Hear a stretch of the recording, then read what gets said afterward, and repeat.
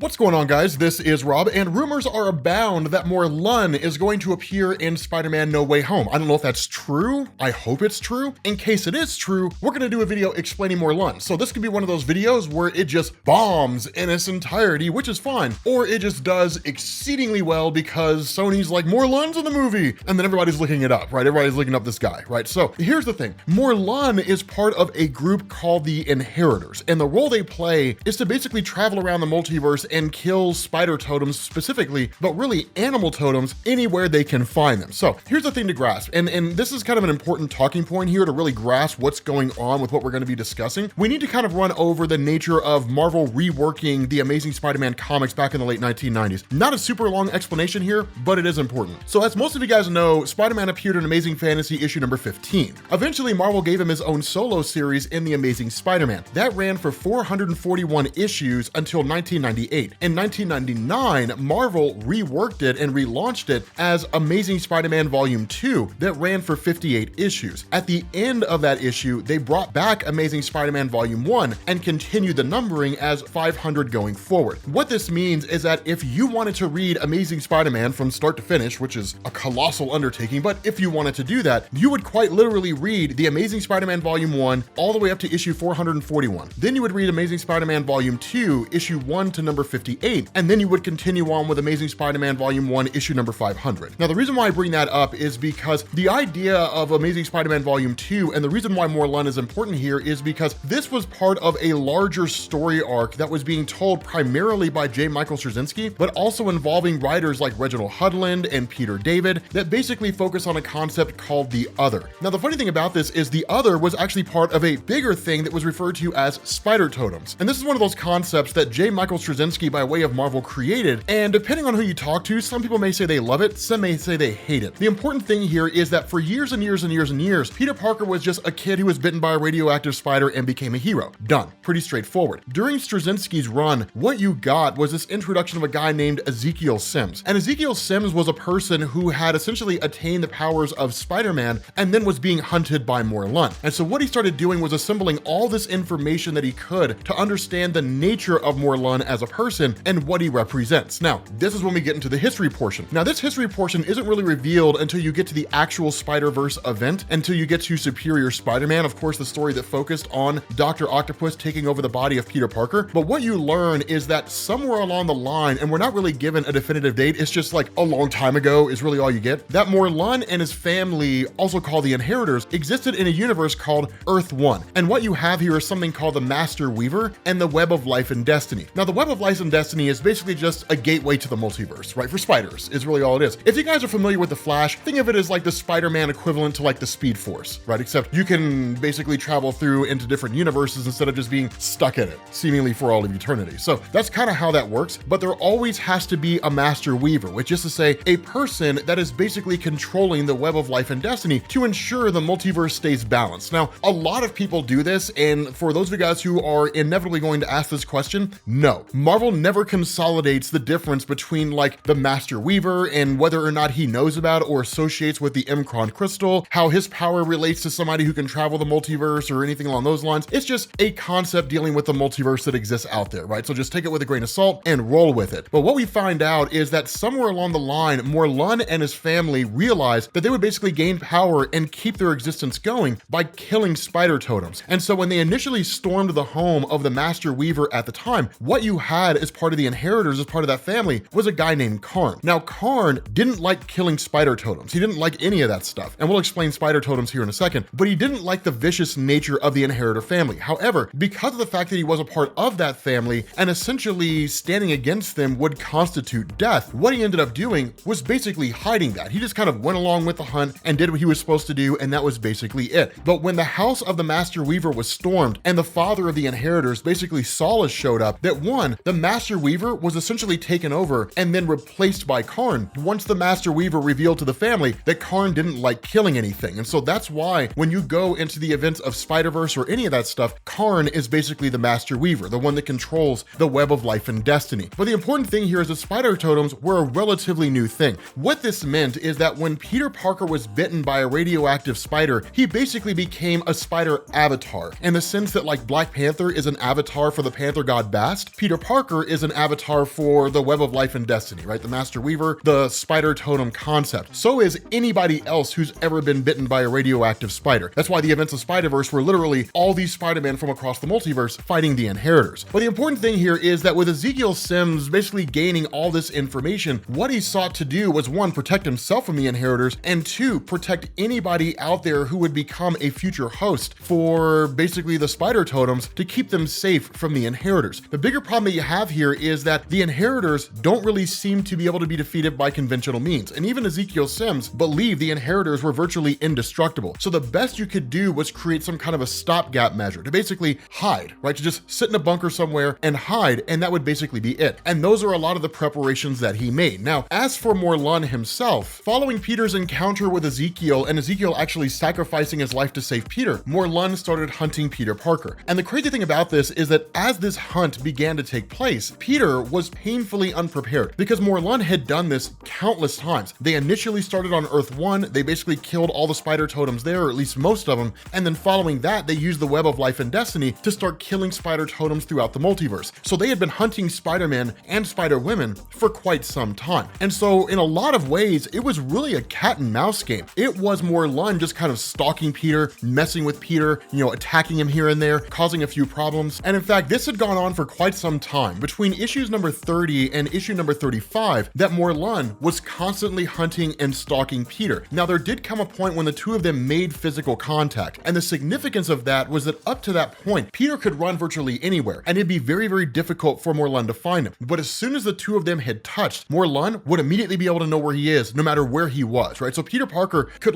teleport to the other side of the world, or be in Antarctica somewhere, and Morlun would eventually be able to find him. Hence the nature of the bunkers that Ezekiel had formed, which were designed to keep people safe and keep them hidden away. So long as Peter was in one of those bunkers, Morlun would never be able to get to him. And so over the course of these ensuing conflicts, there were some huge revelations that were basically given to us. The first is that Morlun is incredibly strong, so much so that in Amazing Spider-Man Volume 2, issue number 32, Peter actually makes the comment that he'd never been hit that hard by anybody. Even the Incredible Hulk had never hit him that hard, right? Morlun was just seemingly on a whole separate level. The second thing about this was that Peter had gotten his hands on a sample of Morlun's blood and had actually gone through and analyzed it and realized that while Morlun is hunting spider totems, the reality is that he's actually hunted everything, right? That he feeds on the life force of these individuals who represent these animals within the totem system itself. And so because his blood is contained Panther DNA and all this kind of stuff, the indication here is that in alternate realities, he had killed Black Panthers. He had killed these various individuals that basically represented animals in their superhero form. And so all this came to a head in Amazing Spider-Man Volume 2, issue number 35, when Peter had basically realized that while Morlun feeds on the life force of spider totems, or really any totem, that he has to essentially feed on them in the same way that a vampire does, which seemingly means consuming their blood, or at least the energy that makes up that person. And so Peter actually ended up injecting himself with radiation, with nuclear radiation, and then when Morlun went to go feed on him, he ultimately ended up realizing that Peter was just totally imbued with all this radioactive energy. At the same time, he was basically shot and killed by his henchmen, but basically he crumbled to dust. The idea behind this, and the reason why this is important, is because seemingly the way Straczynski wrote this story, it was self-contained. It was 5 issues long. Morlun was just a guy who was there, and you were never going to see or hear from him again. That it seemed to be part of the bigger landscape, which was building on the concept of spider totems. That Peter was just one aspect of what it meant to be a spider deity, that there were other versions out there, things like the Other, and so on and so forth. And that's where the Other storyline really began to pick up. You had Friendly Neighborhood Spider-Man, you had Marvel Knight Spider-Man, and you had the Amazing Spider-Man, which again by this point had basically been renumbered to 500, so that portion of the story takes place in Amazing Spider-Man Volume 1, issue number 525. But over the course of these stories, right, so Friendly Neighborhood Spider-Man 1, 2, and 3, Marvel Knight Spider-Man 19, 20, 21, and Amazing Spider-Man Volume 1, 525, 526, and 527, over the course of these different acts, a handful of things happen. One of them is that Morlun had seemingly returned, and we weren't really given an indication as to why. He was just there, and it was one of those interesting things because it was just kind of a way for Marvel to at least bring back what fans considered to be a very interesting and compelling villain. And looking at the letters pages, as far as I can guess, there wasn't really a whole lot of concern as to how he got back. Fans were just kind of interested to see what would happen now that he was there. The other part of this is that Peter Parker seemed to be dying. Now, the idea of Peter Parker dying was really Marvel just kind of hand-waving it and saying, well, Peter Peter Parker, quote unquote, dying can't be explained by science, but there's something mystical going on behind the scenes. It ties back to the beginning of Straczynski's run and the idea of the spider totem. So again, kind of building up that mystery and that intrigue. The important thing here is that by the time you'd finish the other storyline, Peter Parker had faced off against Morlun yet again. Only this time, Morlun had almost beat Peter Parker to death, and in fact, he was going to kill him on the spot. The cops showed up, so he ended up leaving and then returning to the hospital where Peter Parker was being held, and where a kind of attack took place whereby Mary Jane Watson showed up, she tried to save Peter, Morlun beat the crap out of her. Peter Parker popped out of nowhere, and it was kind of crazy when it happened, right? Because like he was missing an eye, so literally he just like sits up out of bed looking like a mummy, right? His head's all wrapped up, like the one eye he does have is like red and bulging, he's got like these super sharp teeth, like he literally attacks Morlun and rips his throat out, and then Morlun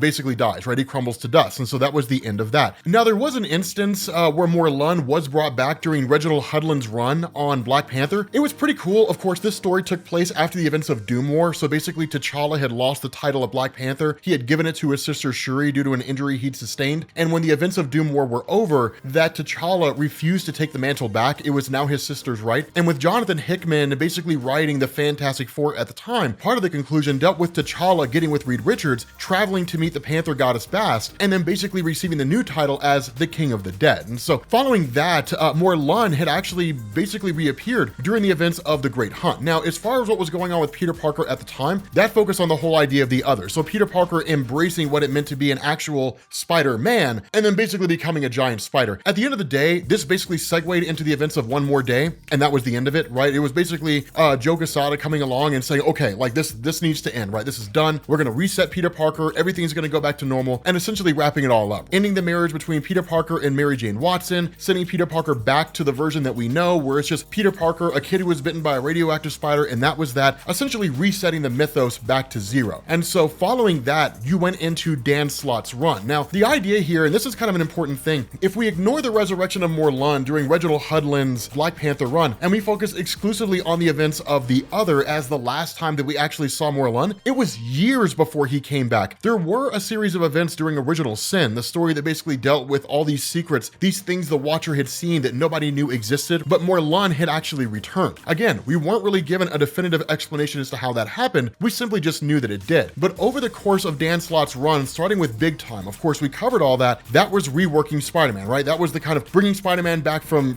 what was basically zero, kind of like this big, really hard reset for the character, and just running forward from there. And that basically led into what we call Spiderverse. Now, Spiderverse was an amazing story, right? Spiderverse was a phenomenal story. This basically took place, again, during the events of Superior Spider-Man. So by this point in time, Peter Parker was, by and large, just kind of a distant memory within his own psyche, and that Dr. Octopus was basically the one running the show. But the thing about this is that you ended up learning that, yes, Morlun was back, and they were going on this crusade to kill all these different spider totems from across the multiverse. But what made Spider-Verse so cool is that it was essentially Dr. Octopus being the one who began to initiate this sort of coming together. That he had gone through these different realities and discovered all these different Spider-Man that had been killed in these different alternate universes. That seemingly the Spider-Man from the House of M universe was destroyed, Spider-Man from other universes and Spider-Women from other universes were killed, and so basically he organized this kind of unified front. However, something that I do want to point out here is that when it comes to the Spider-Verse event, it was less about Morlun specifically and more about the inheritors as a whole trying to essentially cast a ritual that would wipe out all the spider totems from across the multiverse and allow the inheritors to consume their essence, right? Making them even more powerful than before. And so in a lot of ways, it was just kind of a multifaceted conflict. So saying that Spider-Verse is a story that focuses on Morlun is like saying that Marvel's Civil War focuses exclusively on Captain America. There's a lot of focus on him in that story, but he's only one part of the story. And so Morlun, you actually ended up learning over the course of that, unlike the other inheritors that hunted really more out of necessity or anything like that, that Morlun harbored a personal vengeance for Peter Parker's Spider-Man. The other part of this is that he was actually terrified of the main Marvel universe because he'd been killed 3 times there. And a lot of this had been due to the history Morlun had, which was traveling through the multiverse and then just kind of running around, killing various superheroes in his efforts to track down that universe's Spider-Man and then successfully killing him and really doing it unopposed. So Earth 616, the main Marvel universe, was really the first time Morlun had experienced a spider totem that not only was able to go toe-to-toe with him, but it actually killed him 3 times. And so it was one of those things that sort of freaked him out. And so again, because this was part of a much larger story, which if you guys are interested, I guess we could remaster it. I don't know. That's not something that I would do of my own accord. I would only really do it if you guys actually wanted me to. But at the conclusion of that story, and because the inheritors were especially weak to what was basically nuclear radiation, they were basically left stranded in a universe called Earth 3145. Now, this was a universe where Uncle Ben had actually become Spider-Man instead of Peter or Aunt May. And in fact, Peter and Aunt May had been killed. And so when Ezekiel Sims in that universe had actually asked him if he wanted to hide out in one of the bunkers just because of the fact that the inheritors were hunting them, that Ben Parker ended up hiding out there. But during that point in time, or while he was in that bunker, a giant global nuclear war had broken out due to the actions of Dr. Octopus, and basically the entire world was irradiated and devoid of life, the only exception being Uncle Ben. And so when, of course, he was discovered by Silk, basically Cindy Moon, another spider totem, but because of the fact that she had discovered Ben, he was, of course, brought onto the forces of the Spider-Man Unified Front, if you want to call it that. And so the inheritors were basically stranded in that world. There was really no way for them to escape because Karn had already been killed, so the web of life and destiny had largely been destroyed. There was no way for them to navigate outside of that universe. And so by all standards of measurement, the way Dan Slott had wrote this, they were locked away forever. That it was basically done, right? It was it. There was really no indication that Morlun or any of his guys were ever going to come back. Now, as you guys can imagine, because of the popularity of Spiderverse, right? In case you're not familiar, Spiderverse was a colossal story. It was overwhelmingly popular. I mean, people absolutely loved it or they absolutely hated it. But regardless, everybody was talking about it, right? It was just one of those comic book stories. Because it was so massive in scope and because it was so popular, this of course led Marvel to launching an event called Spider-Geddon, which was written by Christos Gage. Now, Christos Gage is normally a fantastic Spider-Man writer and had actually been writing alongside Dan Slott for quite some time. Spider-Geddon, for a lot of people, including myself, really seemed more like a cash grab, this kind of last-ditch effort to capitalize on what little popularity was left of the events of Spider-Verse, especially with the end of the Spider-Verse film being released and all that kind of stuff. And so while it was only about 5 issues long, it just, as far as I'm aware, wasn't as well received as the original Spider-Verse event. And in fact, I thought it was pretty lackluster, which was disappointing because Christos Gage was an amazing writer. So maybe it was one of those editorial decisions that Marvel made. Regardless, that story basically focused on the idea that the inheritors had basically escaped the universe they were confined in from Earth 3145 and basically ended up putting their essences in clone bodies and basically teleporting their spirits to the main Marvel universe and then attacking the Spider-Man. It was okay, but it wasn't that great, right? I mean, if you never read it, you're not missing anything. It's not a huge deal. I guess it is kind of important for the writing of Morlun just because of the fact that when you got to Amazing Spider-Man Volume 5, written by Matthew Rosenberg and Nick Spencer, that what you ended up getting was basically Morlun returning. Now, Morlun initially showing up was basically dealing with the character of Sin Eater. Of course, Sin Eater was a guy named Stanley Carter who'd been around since 1985, so he wasn't really a new character. But the idea behind Sin Eater is that he could quote unquote cleanse you, so he could basically strip you of your sins, but he would usually turn them into like spirit monsters that would torment you. And he essentially got the upper hand on Morlun and actually destroyed him. Now, eventually Morlun did return to his traditional form, which actually happened in what was basically an attempt by Nick Spencer and Matthew Rosenberg to correct one of the most questionable decisions Marvel Comics had ever made. Okay, so check this out. Sidetrack here. There was this point in Marvel Comics where they had this genius idea to introduce this concept that Norman Osborn, the Green Goblin, and Gwen Stacy were having an affair.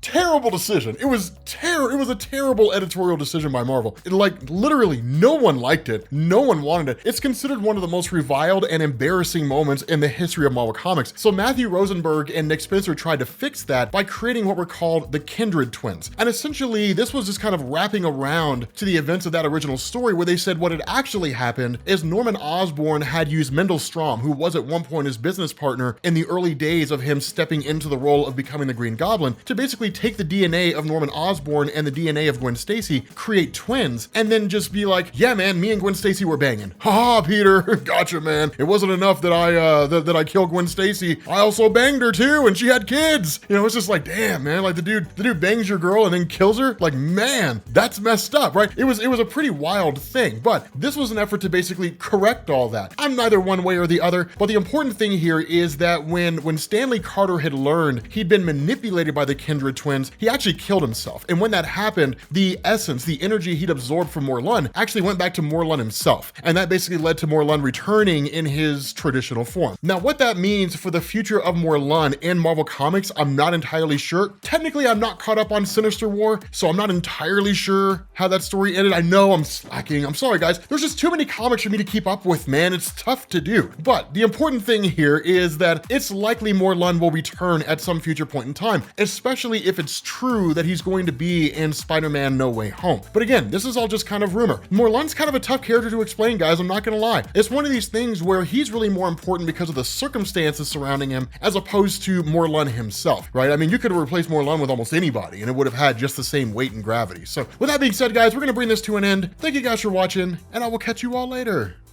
Peace.